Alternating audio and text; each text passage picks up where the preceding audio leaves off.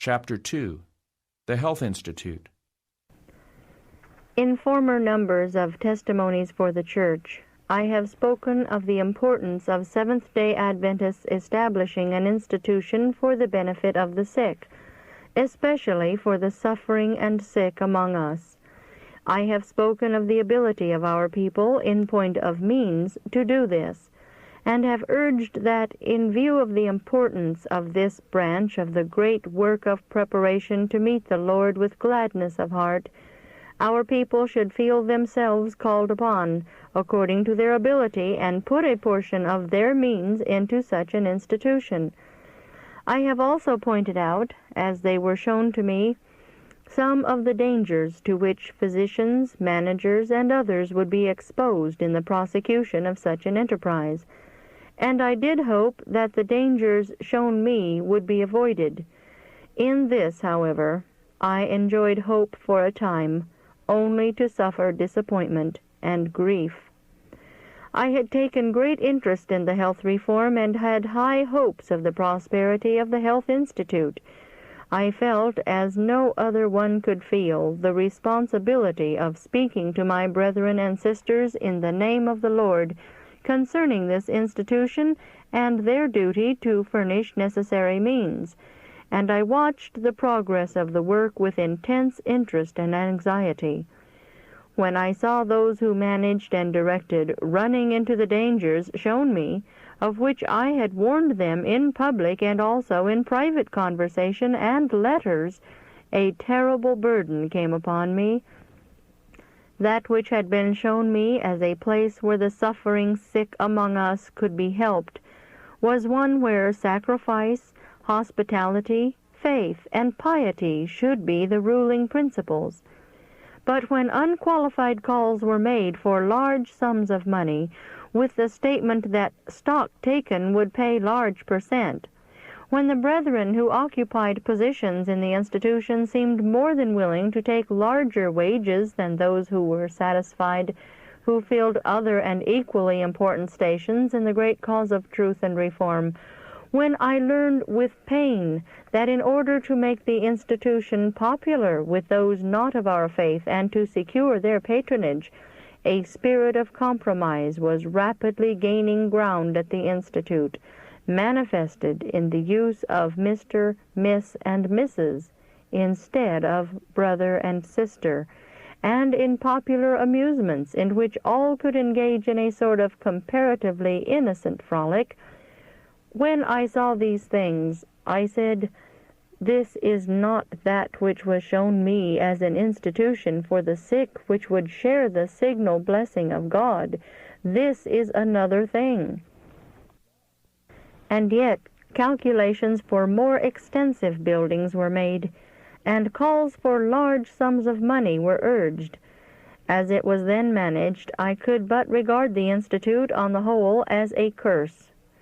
Although some were benefited health-wise, the influence on the church at Battle Creek and upon brethren and sisters who visited the Institute was so bad as to overbalance all the good that was done, and this influence was reaching churches in this and other states, and was terribly destructive to faith in God and in the present truth.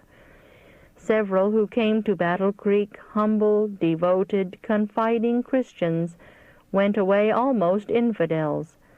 The general influence of these things was creating prejudice against the health reform in very many of the most humble, the most devoted, and the best of our brethren, and was destroying faith in my testimonies and in the present truth.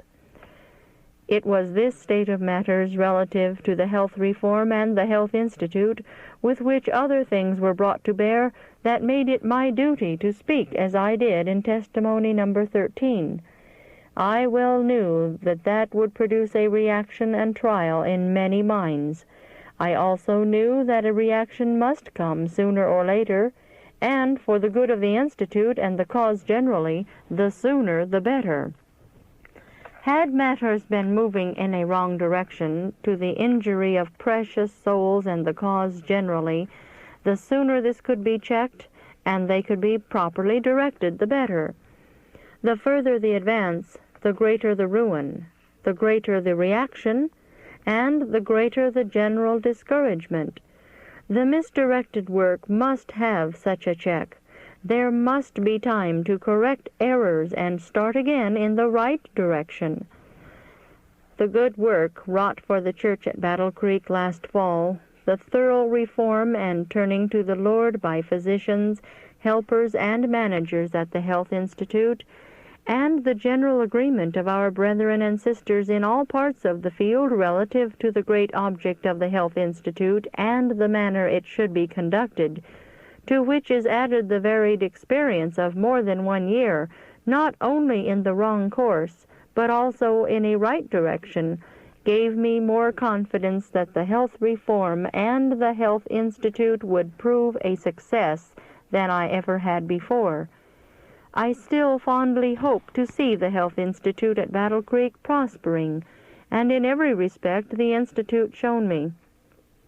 But it will take time to fully correct and outgrow the errors of the past.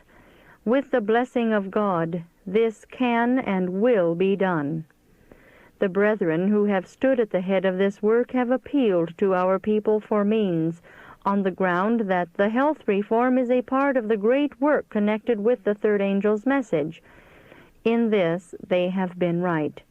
It is a branch of the great, charitable, liberal, sacrificing, benevolent work of God. Then why should these brethren say, "Stock in the Health Institute will pay a large %. It is a good investment, a paying thing"? Why not as well talk of stock in the Publishing Association paying a large %? If these are two branches of the same great closing work of preparation for the coming of the Son of Man, why not? Or why not make them both matters of liberality? The pen and the voice that appeal to the friends of the cause in behalf of the publishing fund held out no such inducements. Why, then, represent to wealthy, covetous Sabbath-keepers that they may do great good by investing their means in the Health Institute, and at the same time retain the principal, and also receive large % for the simple use of it? The brethren were called upon to donate for the Publishing Association, and they nobly and cheerfully sacrificed unto the Lord, following the example of the one who made the call, and the blessing of God has been upon that branch of the great work. But it is to be feared that His displeasure is upon the manner in which funds have been raised for the Health Institute, and that His blessing will not be upon that institution to the full, till this wrong shall be corrected. In my appeal to the brethren in behalf of such an institution, in Testimony number 11, page 492, I said, quote, "I was shown that there is no lack of means among Sabbath-keeping Adventists.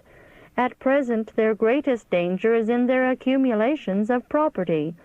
Some are continually increasing their cares and labors. They are overcharged. The result is, God and the wants of His cause are nearly forgotten by them. They are spiritually dead. They are required to make a sacrifice to God, an offering. A sacrifice does not increase, but decreases and consumes," unquote. My view of this matter of means was that there should be a sacrifice to God, an offering, and I never received any other idea. But if the principle is to be held good by stockholders, and they are to draw a certain %, where is the decrease, or the consuming sacrifice? And how are the dangers of those Sabbath-keepers who are accumulating property decreased by the present plan of holding stock in the Institute? Their dangers are only increased. And here is an additional excuse for their covetousness. In investing in stock at the Institute, held as a matter of sale and purchase like any other property, they do not sacrifice. As a large % is held out as an inducement, the spirit of gain, not sacrifice, leads them to invest so largely in the stock of the Institute that they have but little, if anything, to give to sustain other and still more important branches of the work. God requires of these close, covetous, worldly persons a sacrifice for suffering humanity. He calls on them to let their worldly possessions decrease for the sake of the afflicted ones who believe in Jesus and the present truth. They should have a chance to act in full view of the decisions of the final judgment, as described in the following burning words of the King of Kings. Matthew 25, verses 34 to 46. Then shall the King say unto them on his right hand, Come, ye blessed of my Father, inherit the kingdom prepared for you from the foundation of the world. For I was an hungered, and ye gave me meat. I was thirsty, and ye gave me drink. I was a stranger, and ye took me in. Naked, and ye clothed me. I was sick, and ye visited me. I was in prison, and ye came unto me. Then shall the righteous answer him, saying, Lord, when saw we thee an hungered, and fed thee, or thirsty, and gave thee drink?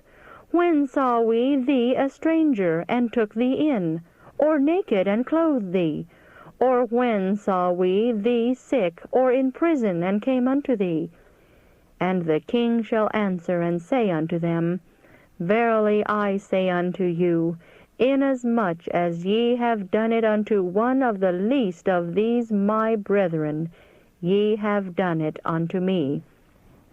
Then shall he say also unto them on the left hand, Depart from me, ye cursed, into everlasting fire, prepared for the devil and his angels. For I was an hungered, and ye gave me no meat. I was thirsty, and ye gave me no drink. I was a stranger, and ye took me not in. Naked, and ye clothed me not. Sick, and in prison, and ye visited me not. Then shall they also answer him, saying, Lord, when saw we thee an hungered, or athirst, or a stranger, or naked, or sick, or in prison, and did not minister unto thee? Then shall he answer them, saying, Verily I say unto you, inasmuch as ye did it not to one of the least of these, ye did it not to me. And these shall go away into everlasting punishment, but the righteous into life eternal. Again, on page 494 of Testimony number 11, I said, quote, There is a liberal supply of means among our people, and if all felt the importance of the work, this great enterprise could be carried forward without embarrassment. All should feel a special interest in sustaining it. Especially should those who have means invest in this enterprise. A suitable home should be fitted up for the reception of invalids, that they may, by the use of proper means and the blessing of God, be relieved of their infirmities and learn how to take care of themselves and thus prevent sickness. Many who profess the truth are growing close and covetous. They need to be alarmed for themselves. They have so much of their treasure upon the earth that their hearts are on their treasure. Much of the larger share of their treasure is in this world, and but little in heaven. Therefore their affections are placed on earthly possessions instead of on the heavenly inheritance. There is now a good opportunity for them to use their means for the benefit of suffering humanity, and also for the advancement of the truth. This enterprise should never be left to struggle in poverty. These stewards to whom God has entrusted means should now come up to the work and use their means to His glory. To those who through covetousness withhold their means, it will prove a curse rather than a blessing." Unquote. In what I have been shown and what I have said, I received no other idea, and designed to give no other, than that the raising of funds for this branch of the work was to be a matter of liberality, the same as for the support of other branches of the great work.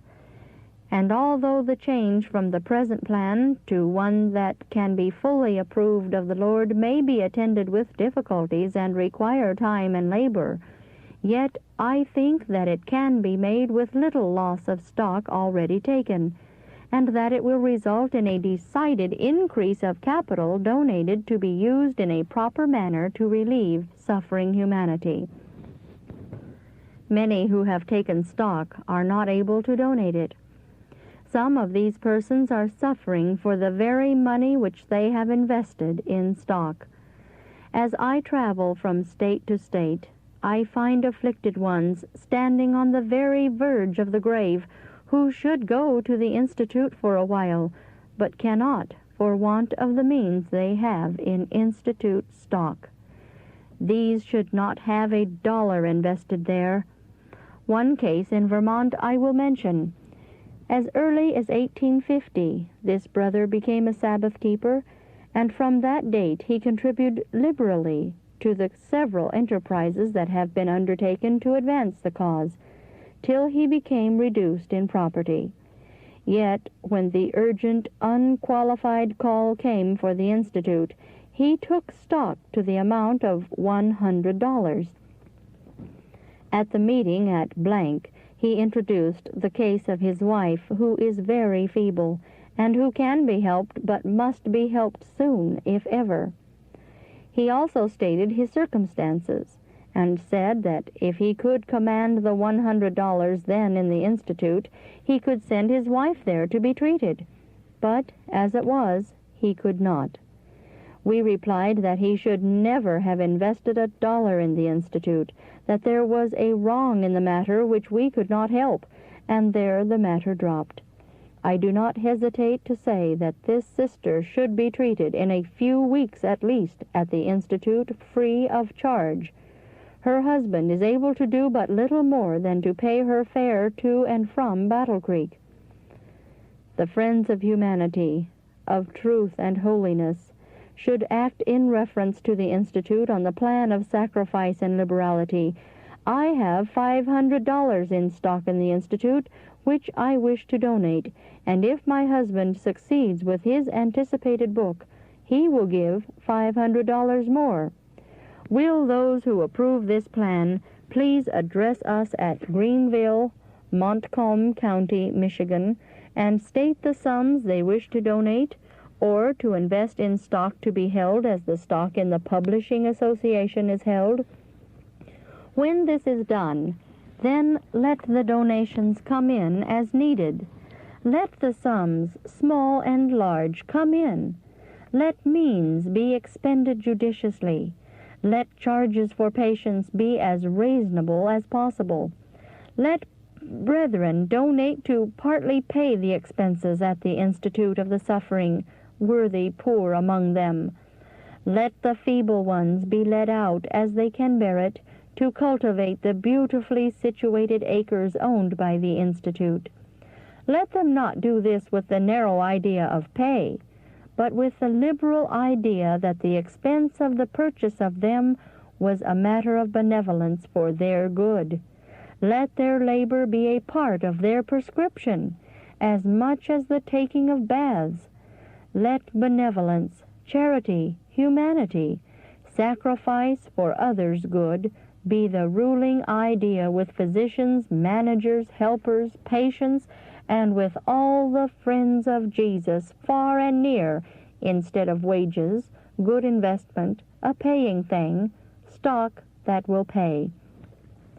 Let the love of Christ, love for souls, sympathy for suffering humanity govern all we say and do relative to the Health Institute. Why should the Christian physician, who is believing, expecting, looking, waiting, and longing for the coming and kingdom of Christ, when sickness and death will no longer have power over the saints, expect more pay for his services than the Christian editor or the Christian minister? He may say that his work is more wearing. That is yet to be proved. Let him work as he can endure it, and not violate the laws of life which he teaches to his patients. There are no good reasons why he should overwork and receive large pay for it, more than the minister or the editor.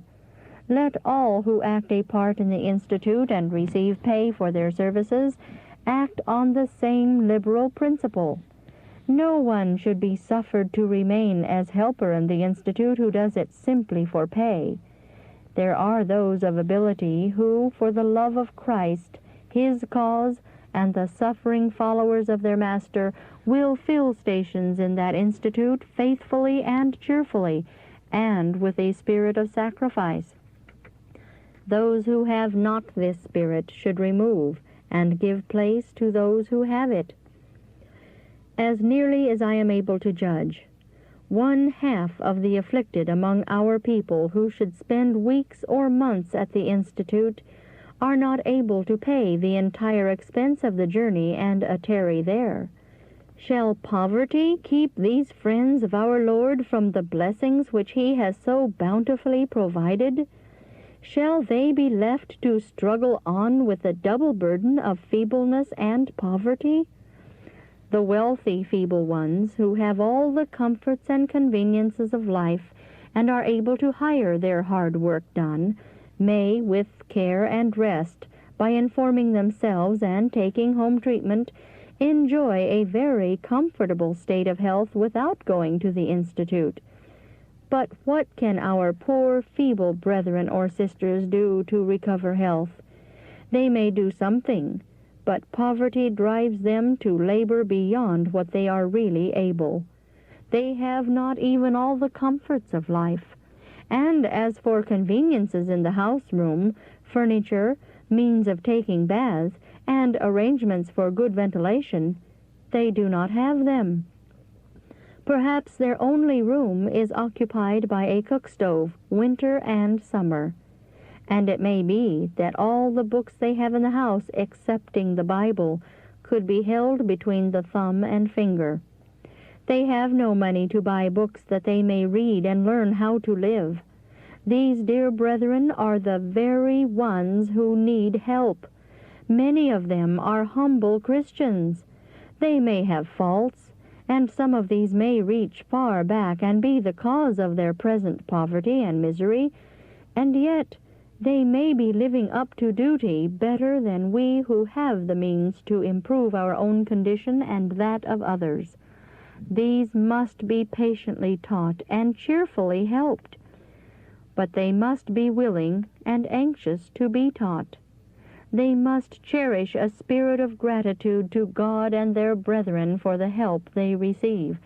Such persons generally have no just ideas of the real expense of treatment, board, room, fuel, and so forth at a health institute. They do not realize the magnitude of the great work of present truth and reform, and the many calls for the liberalities of our people. They may not be aware that the numbers of our poor are many times larger than the numbers of our rich, and they may not also feel the force of the frightful fact that a majority of these wealthy ones are holding on to their riches and are in the sure road to perdition. These poor afflicted persons should be taught that when they murmur at their lot and against the wealthy on account of their covetousness, they commit a great sin in the sight of heaven. They should first understand that their sickness and poverty are misfortunes most generally caused by their own sins, follies, and wrongs. And if the Lord puts it into the hearts and minds of His people to help them, it should inspire in them feelings of humble gratitude to God and His people. They should do all in their power to help themselves. If they have relatives who can and will defray their expenses at the Institute, these should have the privilege. And in view of the many poor and afflicted ones who must, to a greater or less extent, be objects of the charity at the Institute, and because of the lack of funds and the want of accommodations at the present time, the stay of such at the Institute must be brief.